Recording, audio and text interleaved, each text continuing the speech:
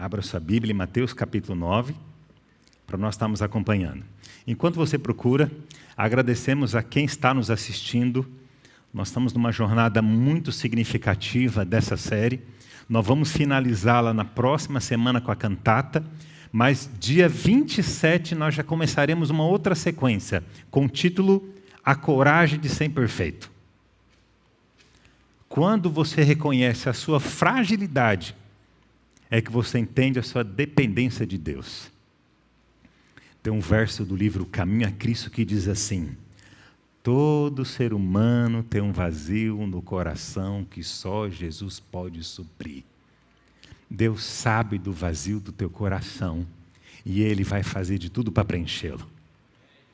Mas quando você aceita a coragem que você é uma pessoa falha e imperfeita, você decide clamar deles as forças para que você consiga vencer. Então, já faça esse propósito com Deus, convide amigos, colegas também, você que está nos assistindo, para você trilhar esse caminho conosco, juntos, clamando a bênção de Deus para estarmos em pé quando Ele voltar.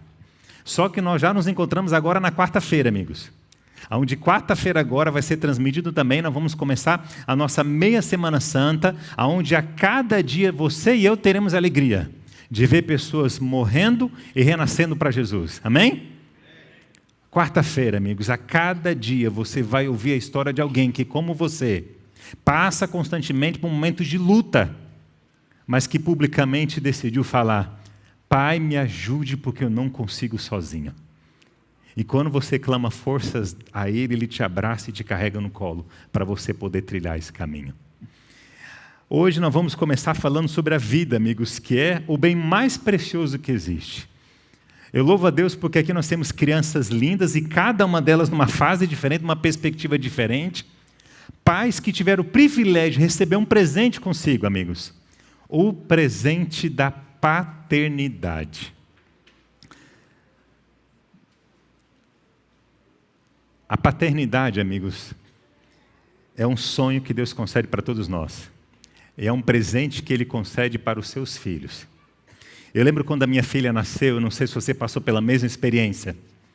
Quando minha filha nasceu, amigos, eu carregava ela no colo com a cabecinha assim, as perninhas abertas, segurando, olhando para o roxinho e dizendo: é a cara do pai. E quem conhece sabe que realmente é. A Laura, amigos, nasceu até com um dedinho igual o meu, assim, pequenininho, assim, quase pendurado. Quando você recebe nos seus braços um ser que nasceu como você, que tem suas afeições, as suas expressões, o seu coração se enche de imensa alegria. Alegria porque você sabe que essa peça preciosa, do qual você teve o privilégio de ajudá-la a dom da vida, ela vem como um presente dos céus, para poder abençoar os outros também. E por essa criança você perde noites de sono. Por essa criança você deixa de sonhar. E é lindo pensar que quando nasce uma criança, a mulher deixa até mesmo de ser vaidosa. O homem deixa de comprar coisas para eles. Agora toda a energia, o foco é na criança. E você vai no supermercado e compra tudo para eles. Roupas, todos os seus recursos são focados para eles. E a criança chora, amigos, um choro angustiante. Até o momento que ela deita para dormir, não tem coisa mais linda do que você ver uma criança dormindo, gente. Sentir o cheiro, daquele cheiro do boticário que sempre é comprado o mesmo perfume para bebê, o mesmo cheirinho de neném, o mesmo cheiro nas crianças. Natura. Eu só sei que eu comprava, não lembro qual que é a marca. Já passaram 17 anos. Mas é um cheirinho ímpar, amigos, que todo bebê tem o mesmo cheirinho, o mesmo cheirinho. Mas o tempo passa. E, infelizmente, as nossas crianças crescem e começam a tomar decisões para a vida. A situação começa a ficar ruim quando eles completam 12 e 13 anos de idade. E você, pai e mãe, passam a ser insuficientes na vida deles. Eu lembro da Laura dizendo assim: pai, a aula dela terminava 12:30. Você pode vir me buscar 12:40, 45. Eu falei: por quê, filha? Porque eu quero conversar com meus amigos. Porque antes eu tenho que, se eu vou logo para casa, não dá para conversar com eles. Aí começa a entrar dentro do quarto, e pai de adolescente sabe, entra dentro do quarto e começa a se esconder no quarto. E quando você se assusta, cadê o filho? Cadê a filha? Está no quarto conversando com os amigos. E o teu coração se aperta, porque aí você percebe que você passou a ser insuficiente para eles. Eles precisam de algo a mais. Cresce, amigos, começa a formar família, saem de casa e, infelizmente, um dia, perdem a vida. O nosso final de semana tem sido muito especial, amigos, desde sexta-feira. Mas hoje, às 7 horas da manhã, eu estava no salão comunitário do São Francisco, realizando o culto fúnebre do seu Orlando.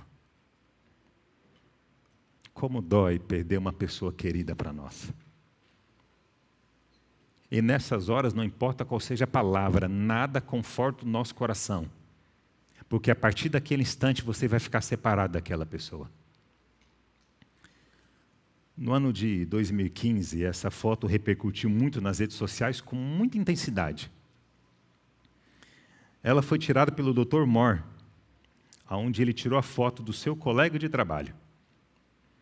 O seu colega de trabalho estava segurando naquela base, naquela pequena mureta, amigos, na frente da entrada da emergência do hospital. Pois ele estava chorando, descontrolado emocionalmente. Porque um jovem de 19 anos de idade veio a falecer. E ele havia acabado de dar notícia aos pais. Às vezes nós achamos que os médicos deles são super poderosos, que têm a resposta para toda enfermidade para você. E aí então você começa a enfrentá-lo dizendo, você não tem a cura, você que é médico, você não estudou para isso. Mas eles sofrem também. Existem muitas séries da mídia trabalhando esse tema. Eu lembro de uma série, a Chicago Med, que mostrou uma situação de muita angústia. Naquela série mostrou uma médica que ela estava tentando fazer uma cirurgia de uma simples apendicite numa criança, gente. Era uma cirurgia tranquila. Mas no meio do procedimento cirúrgico, a criança começou a ter uma parada cardíaca. A médica se desespera. E ela tenta agora, de uma forma ou outra, a fazer com que aquela criança continue a se viva. E é um desespero, amigo. Se fecha a porta para os pais não assistirem. Naquele momento, as enfermeiras e a médica, ela sobe sobre a criança e tenta fazer o procedimento. Ela insiste por 1 minuto, 2 minutos, 5 minutos, 10 minutos, e a criança, infelizmente, falece. Ela sai do centro cirúrgico chorando. Por quê? Porque é vida. É ser humano. É interessante pensar, amigos, que muitas das pessoas que resolvem cometer crimes, eles vão com o uso das drogas para que eles possam perder noção das suas ações, porque tirar uma vida dói, gente, é algo muito sério. Quando essa médica estava ali com o coração angustiado, chorando, chega perto dela o psiquiatra da clínica e constrói uma frase muito bonita, amigos. Eu vou pedir que você leia comigo essa frase. Quem luta e trabalha pela vida, precisa aprender a lidar com a morte. Quem está vivo como eu e você, infelizmente, precisamos aprender a conviver e lidar com a morte, da perca de pessoas queridas. Mas por que, Senhor? Por que Deus permite que meus pais venham a falecer? Por que meus irmãos? Por que meu vizinho? Por que um rapaz jovem de 19 anos de idade venha a falecer? E a primeira coisa que eu digo a você, amigo, não fez parte do plano de Deus que a morte existisse. Deus nunca sonhou que a morte fizesse parte da nossa vida. E você precisa ter consciência disso. Eu trago um texto aqui para vocês, lá da criação, Gênesis 1, 27, leia comigo. E Deus criou os seres humanos, criou-os à sua semelhança, a semelhança de Deus, refletindo a natureza de Deus. Deus criou você que está aqui para você estar vivo. Deus criou você que está nos assistindo para você viver em prol da vida. Deus não nos criou para morrer, mas infelizmente a morte ela faz parte da nossa vida. A separação de pessoas queridas, ela é real e infelizmente faz parte. E você aqui, juntamente comigo, vai ter que conviver com isso. E nesse momento de luto, amigos, que é um momento angustiante, nós começamos a chorar. E cada pessoa responde de uma forma. Algumas pessoas no momento de luto, na perca do ente querido, eles acabam se abrindo para todas as pessoas. Outros fazem algo muito pior, que é se fechar e guardar o sentimento. Tentam até mesmo evitar o choro. Mas escuta, o choro ele é muito importante, porque o choro é o meio que você tem para expressar um sentimento que você não consegue por palavras. Quando você não consegue expressar por palavras o que você está sentindo, você começa a chorar. E você desanda a chorar para você tirar a angústia do teu coração. Então não trave seus sentimentos. A partir do momento que você tem a ausência de uma pessoa querida, isso te machuca, não deixe de chorar. Porque quando você chora, você alivia os seus ombros, você lança um fardo por terra e você tira toda a angústia do coração. Mas quando você mantém essa angústia no teu coração, isso corrói por dentro. E a Bíblia fala que a angústia faz secar os ossos. A angústia adoece, amigos. E realmente a maior enfermidade que nós temos no mundo são de efeitos mentais. Por quê? Olha que interessante. O nosso cérebro ele possui ele cria alguns neurônios. Cria alguns hormônios. O nosso cérebro ele desenvolve hormônios. Esses hormônios, eles conversam com o nosso corpo da parte física. A partir do instante que você começa a ficar tenso, angustiado, o teu corpo para de produzir hormônios e você começa a adoecer. E é por essa razão que você precisa, em algumas circunstâncias, tomar remédio para repor fisicamente aquilo que a sua mente não produz mais. Em Mateus capítulo 9 que você abriu, Mateus 9, tem uma história muito significativa a partir do versículo 18, tá bom? Mateus 9, 18. Mateus capítulo 9, versículo 18, diz assim: dizendo-lhes ele estas coisas, eis que chegou um chefe e o adorou, dizendo: minha filha faleceu agora mesmo, mas vem, põe a tua mão sobre ela e ela vai reviver. Esse pai, amigos, era um pai como eu e você, que teve o privilégio de ter uma filha, de ter um bebê em seus braços. E ele sonhava que essa filha crescesse, e ao crescer, ela formasse uma família. Hoje em dia, nenhum pai sonha que o filho seja recolhedor de recicláveis, apesar de ser um trabalho digno. Ou então que ele venha trabalhar com um peão no campo. Repita, é um trabalho muito digno. Mas todos sonham que os filhos sejam doutores e pessoas importantes na sociedade. Esse pai, ele queria que a filha dele crescesse e fosse alguém de destaque na sociedade. Esse era o sonho que ele tinha para sua filha. Mas, infelizmente, ela chegando à adolescência, ela vem adoecer. E o pai, Jairo, por nome, ele se desespera. Porque ele não sabe o que fazer para dar vida e cura a sua filha. Você concorda comigo? Você pode estar bem no trabalho. Mas se o seu filho, se a sua filha está doente dentro de casa, você se desespera. Você não consegue ficar em paz. Você fica nervoso. Porque isso tira de você o teu bem mais precioso, que é a paz e a esperança. Escuta, amigo. Nunca o Senhor Jesus desejou que você passasse por circunstâncias difíceis. Que você perdesse pessoas queridas tuas. Nunca, nunca. Mas, infelizmente, nós precisamos aceitar que nessa vida, a morte vai fazer parte do nosso dia a dia. E esse pai angustiado, ele resolve fazer um clamor.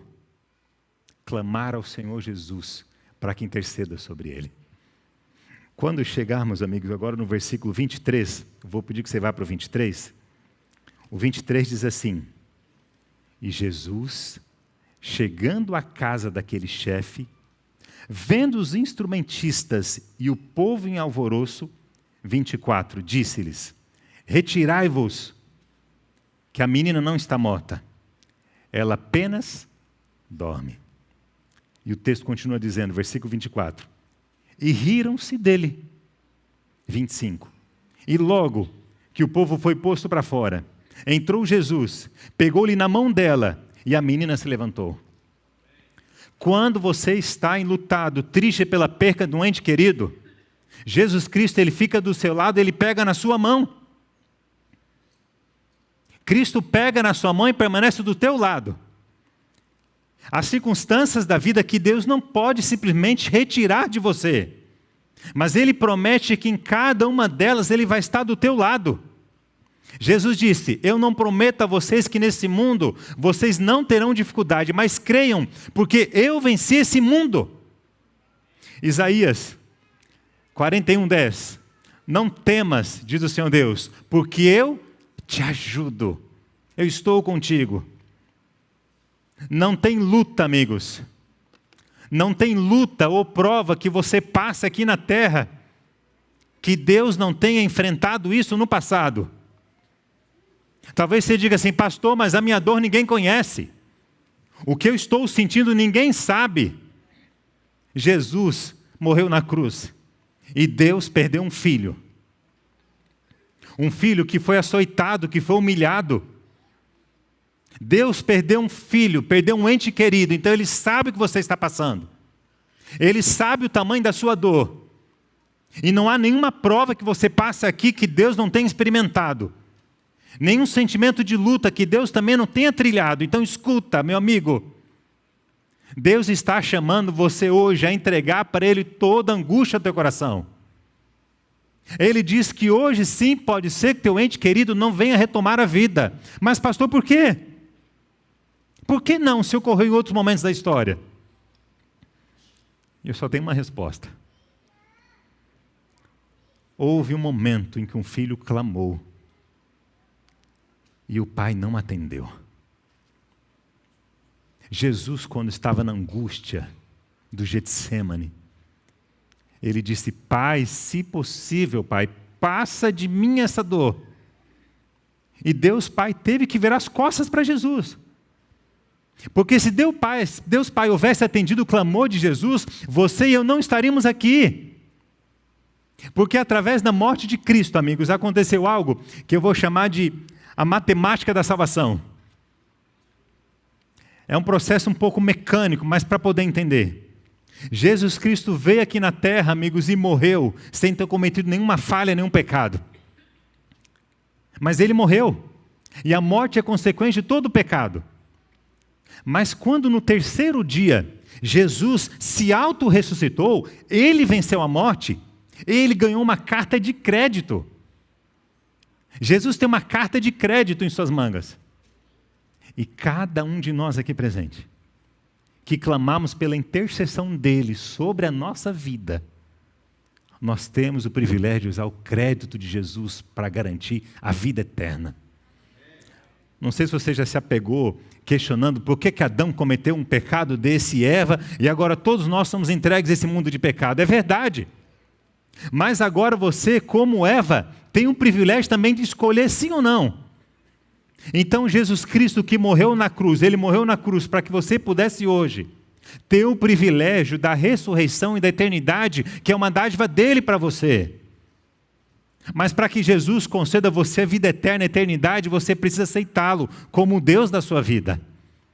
O processo de aceitá-lo como Deus, amigos, é registrado em Romanos, e eu sou apaixonado por esse texto. Romanos 6, versículo 3. Vamos ler, amigos, que ele é muito especial. Olha o que diz ali. Depois dos evangelhos, Atos Romanos. Romanos capítulo 6, versículo 3. Eu sou apaixonado por esse verso. Romanos 6, 3. Olha que texto lindo, diz assim. Ou vocês não sabem que todos nós que fomos batizados em Jesus Cristo, fomos batizados na sua? Como assim? Olha o próximo versículo que ele responde. De sorte que nós fomos sepultados com Ele pelo batismo na morte, para que como Jesus Cristo ressuscitou dos mortos, pela glória do Pai, assim também andemos nós em novidade de vida. É por essa razão que o batismo, amigos, é um processo de imersão. E tem que ser por imersão. Porque quando você foi mergulhado nas águas, representa a sua morte. E ao ser erguido, representa a sua ressurreição em Cristo Jesus. E a partir desse momento, o seu nome passa a ser escrito no livro da vida. A partir desse momento, você autoriza o Espírito Santo de Deus a atuar na sua vida de dentro para fora e não só de fora para dentro. A partir desse momento, você tem ao teu lado um advogado. E esse advogado de Deus ao teu lado, ele está para interceder por você. Aí 1 João 2,1, a Bíblia fala assim, na mensagem do apóstolo: meu filho, agora não é para você errar. Continue sem errar. Mas agora, se você errar, você não vai sozinho pagar a consequência da morte. Porque agora, se você errar, você pode clamar pelo advogado, que é Jesus Cristo justo, e ele vai interceder por você. Então, quando você entrega o coração para Jesus, você recebe um selo de que agora você é um cristão. A partir desse momento, você vai continuar tendo uma fase de lutas e provas. Mas o Senhor Jesus é teu amigo, ele vai te carregar no colo em cada uma dessas provas. Quando você perder um ente querido, do qual vem trazer tristeza para você, Cristo vai estar do teu lado. Quando você estiver passando por um momento de provação, de angústia, quando você não encontrar luz nenhuma, Ele vai te abençoar, vai te transformar, porque o Pai te ama. E não importa o que você faça na face da terra, o Pai sempre vai usar pessoas e circunstâncias para alcançar você. Em algumas dessas vezes Ele usa outros seres humanos. Em algumas Ele manda provação, sim, para tentar abrir os seus olhos, para que você possa entender que tem algo muito mais precioso do que só correr atrás do dinheiro. Amigos, infelizmente, há algumas bênçãos que se transformam em maldição sobre a vida do ser humano. Quando que o seu trabalho, a sua carteira de investimentos, os seus recursos podem transformar uma maldição na tua vida? Quando, por causa deles, você não tem mais tempo para estar com Jesus. Há um tempo atrás, uma pessoa se virou para mim e falou assim: pastor, eu tenho muita coisa para fazer, pastor, no trabalho, na empresa, eu tenho tanta coisa para fazer, pastor, que eu não tenho tempo para essas coisas de igreja. Quando você fala que não tem tempo para Cristo, você se envolve ao mundo de egoísmo. E no mundo do egoísmo ele é muito arriscado, porque você começa a ter contato com pessoas que só estão preocupadas com a vida deles com eles. Eu não estou afirmando que aqui na igreja é um lugar de pessoas perfeitas. Mas aqui na igreja é um dos poucos lugares onde você não tem título de empregado, patrão ou doutor. Onde todos são chamados pelo primeiro nome. Amém? Você é tratado quem você é, não importa como é o seu trabalho, como é o seu contexto familiar. Então Jesus Cristo concede a você o privilégio de chamá-lo de Pai, porque Ele chama você de filho e quer ter você ao ladinho dele todos os dias. E um dia, a promessa bíblica está nesse verso, diz assim, vamos ler comigo, que é lindo. Deus enxugará dos olhos toda lágrima. Um dia, Deus vai enxugar dos teus olhos as lágrimas derramadas pela perda de um ente querido. Porque um dia, Deus vai chamar pelo primeiro nome cada pessoa que descansou nele. Mas você só vai ouvir esse chamado se o seu nome também for chamado. Então Deus está te chamando hoje para você renovar a aliança com Ele. Deus está hoje te chamando para você clamar que Ele seja o Deus da tua vida. Porque toda pessoa que descansou no Senhor, eu tenho certeza que você tem fé dos seus pais, dos seus filhos, dos seus amigos, dos seus avós, você tem fé que eles descansaram em Deus. Mas você só vai poder reencontrá-los, só vai poder reabraçá-los, se você estiver na presença do Pai. Mas entenda por que eles morreram com essa fé, por que eles morreram com essa esperança. Porque um dia alguém contou para eles que Jesus Cristo é a coisa mais preciosa que existe. E eles aceitaram a intercessão de Jesus como um meio de purificação da sua própria vida. Eu tive um privilégio de,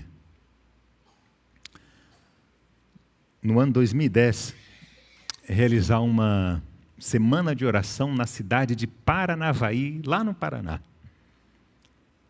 E ao nós irmos realizar a semana de oração, gente, nós fomos realizar na igreja do Vila Operária, um pessoal muito querido, a Delma, um abraço a Delma, até hoje temos um imenso carinho por eles, pela família deles. E eu fui para realizar a semana de oração, eu estava dormindo na casa do Adelmo, uma pessoa bem próxima a nós, e no que eu estava indo para lá, Em circunstâncias adversas, eu vi o Glauco chegar de bicicleta. O Glauco trabalhava na TIM, uma loja de venda de aparelhos, TIM naquela época. E quando o Glauco chegou de bicicleta, falou: "Ô pastor, eu estou começando agora o Ministério Jovem, eu não sei direito como é que funciona, eu estou coordenando, mas eu não sei como é que funciona direito e tal." Eu vi que era um rapazinho novo e ficamos até tardão conversando, até tarde conversando. E foi esse momento bem especial mesmo. Passamos aquela semana de oração e criamos assim uma amizade tão efetiva, porque ele era um rapaz novo. Foi uma amizade tão especial que o Glauco foi em casa um tempinho depois. Passamos um tempo juntos ali, voltou, e um dia ligou para nós dizendo que estava começando a conversar com uma moça do distrito. Nós estávamos em Arapongas, ele em Paranavaí. Aí perguntou se ele podia ir lá em casa, e o primeiro dia de namoro eles namoraram na sala de casa, gente, olha só. E ele conheceu a moça e foram lá comigo, porque a família dele morava em Paranavaí. Glauco, como muitos aqui, era o único cristão da casa, o único. Morava com a sua mãe, sua irmã e o irmãozinho. Glauco único. Glauco foi lá porque ele estava apaixonado por aquela moça e eu sei que infelizmente não deu certo, gente, não continuou o namoro.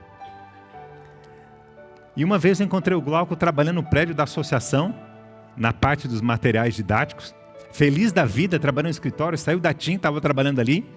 Dali ele foi comportar, passou um tempo comportando, e agora chamaram o Glauco para ser diretor financeiro, sim, do Colégio Administrativo de Apucarana, gente. Vocês não imaginam o tamanho do sorriso do Glauco quando eu encontrei ele. Contando para mim que estava como diretor do Colégio Administrativo de Apucarana, gente. Não imagino o tamanho do sorriso no rosto dele. E falando que ele ia trabalhar para a escola melhorar e se desenvolver, que é um desafio para todo tesoureiro, e o sonho dele é realmente ajustar para que aquilo desenvolvesse. Aí eu perguntei: "Rapaz, e o namoro, como é que tá?" "Pastor, eu estou em outra agora, estou buscando outras, lá não deu certo." Glauco feliz, amigos, e essa foto, ele está como líder jovem, que era apaixonado por esse ministério, assumiu o regional de jovens de Apucarana, e foi algo bem especial mesmo. Até que um dia, amigos, feriado de outubro de 2013, Glauco voltando para a estrada, na BR de Apucarana, para Paranavaí, Glauco perde o controle do carro, amigos, e vem de um lado. Talvez até por uma certa inexperiência, Glauco volta o carro para o volante, para a pista, amigos. Volta o volante, traz o carro novamente para a pista, e agora um caminhão o pega, amigos. E infelizmente no recesso de 2013, Glauco veio a falecer. Glauco, amigos, um jovem de 26 anos de idade. Na reportagem o texto diz, em destaque: Glauco Gomes, 26 anos, solteiro e vendedor de livros. Glauco faleceu, amigos. A foto dele tirada com a sua irmãzinha. Por quê? Um rapaz de 26 anos que não chegou a casar, amigos. Não teve o privilégio de formar uma família, uma vida. Deixou sua mãe, o quanto a sua mãe chorou, e nós choramos muito também, porque eu conheci, ele veio da minha casa. E você começa a cogitar o que ele poderia ter feito, o que teria sido da vida de Glauco se ele não tivesse falecido. Mas a gente vai mais longe, e eu tento imaginar a mãe dele dizendo assim: por que você saiu de Paranavaí? Por que você foi se envolver com essa igreja? Porque e se? Amigo, se o Glauco não tivesse sido aceitado de ser tesoureiro daquele colégio Apucarana, ele podia estar vivo até hoje. E se talvez não tivesse sido para a comportagem, estaria em Paranavaí até hoje. E se talvez ele não tivesse saído daquela loja de vender chipitim, ele estaria vivo até hoje. E se? Mas eu tenho plena certeza, se você tivesse a oportunidade de falar com ele no hospital, Se você tivesse a oportunidade de falar com ele no hospital antes dele morrer, ele ia contar para você que a vida dele foi dividida em 2 momentos. Até conhecer Jesus e sem conhecer Jesus. Porque depois de conhecer Jesus, ele foi reconhecido como líder jovem. Depois que conheceu Jesus, ele teve o privilégio de conhecer lugares diferentes através da comportagem. Ele fez amizade com várias pessoas, ele terminou a graduação dele, ele cresceu, ele amadureceu, ele se desenvolveu. Depois que Glauco conheceu Jesus, a vida dele foi transformada, amigos. E eu tenho certeza que ele diria para você que ele não se arrepende do momento que ele começou a caminhar com Jesus, porque após aquele momento é que a vida dele foi seguindo um rumo diferente. Então escuta, a maldade do mundo, amigos, não é culpa de Deus. Porque Deus criou você para ser perfeito, para ser um ser humano belo, bonito como você é, está vivo. Mas a morte faz parte da nossa vida, amigos, infelizmente. E Deus diz para você, meu filho, ela vai continuar fazendo parte. Mas uma coisa eu prometo. Se você aceitar minha morte sobre a tua vida, se você aceitar minha intercessão sobre você, você aqui ainda vai passar por sofrimento. Mas eu garanto que você vai viver eternamente comigo. Eu garanto que um dia eu vou enxugar dos teus olhos toda lágrima derramada hoje por esse momento de dor. Um dia eu vou trazer para você a restauração plena. Aí você fala, pastor, mas isso, pastor, parece que é mentira. E eu vou ser bem sincero com você. Só tem 2 linhas de raciocínio na face da terra. A linha que acredita que a terra veio do nada, ou existe um processo de reencarnação, que você nunca morre. E sabe quem falou isso pela primeira vez? A serpente falou para Eva. Eva falou assim, mas Deus falou que se eu comer do fruto eu vou morrer. Ela falou, a serpente falou, é mentira, porque você não vai morrer. A primeira vez que foi falar sobre reencarnação foi a serpente falando para Eva, você não vai morrer. Mas Jesus Cristo diz que Ele é o único que tem o dom da vida. E mesmo que você passe por essa primeira morte, Ele vai dar para você a eternidade. Porque a outra linha de raciocínio é a ideia que existe um Deus criador, e esse Deus criador criou você, Ele morreu por você, e Ele vai retornar para dar vida eterna para você. Você já parou para pensar que a terra veio do nada e o futuro é o nada traz angústia e medo no coração? Aí alguns falam assim, mas isso é só para acalmar o coração das pessoas. Eu prefiro viver acreditando que existe um Deus soberano que criou tudo, do que encher o meu coração de pânico, imaginando que amanhã é o fim para tudo.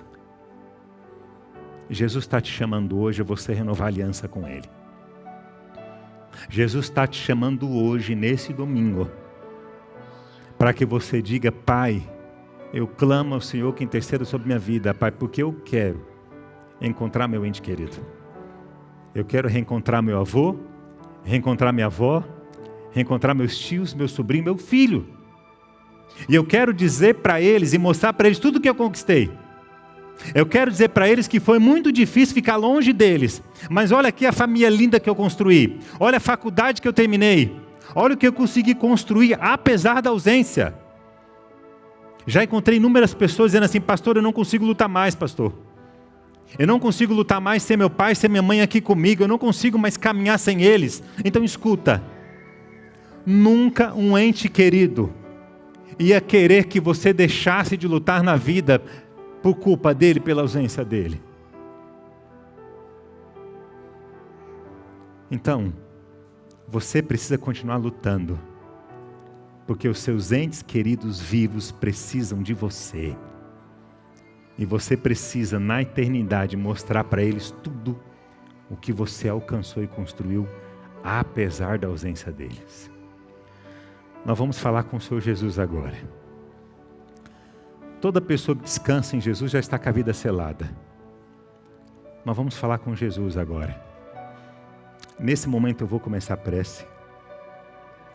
E na sequência você vai contar para Jesus qual é o nome daquela pessoa que você sente falta, que não está mais contigo. E vai contar para ele da dor que está no teu coração. E na sequência eu vou terminar a prece. Lembre-se do que eu falei para você. O choro é uma maneira de expressar um sentimento que nós não conseguimos por palavras. Se você guarda de abrir o coração para Cristo, isso corrói você por dentro. E quando você abre o coração, Cristo ouve tuas preces e cuida de você. Feche os olhos que nós vamos falar com o Pai. Pai de amor, hoje nós estivemos estudando a Tua palavra e relembrando, Senhor, que o Senhor nos criou a Tua imagem e semelhança para nós termos vida, Pai. Hoje nós relembramos que a morte não faz parte do Teu plano para a nossa vida, mas infelizmente ela existe. Hoje nós relembramos que a perda de entes queridos não foi a Tua vontade, Pai, não foi Tua vontade. Então nós clamamos a Ti que conforte o nosso coração, bom Deus. Conforta o nosso coração. Porque nós sim sentimos saudades da perda dos nossos entes queridos. E agora nesse instante o Teu filho, a Tua filha vai falar contigo, lhe contando da tristeza da ausência desse ente querido.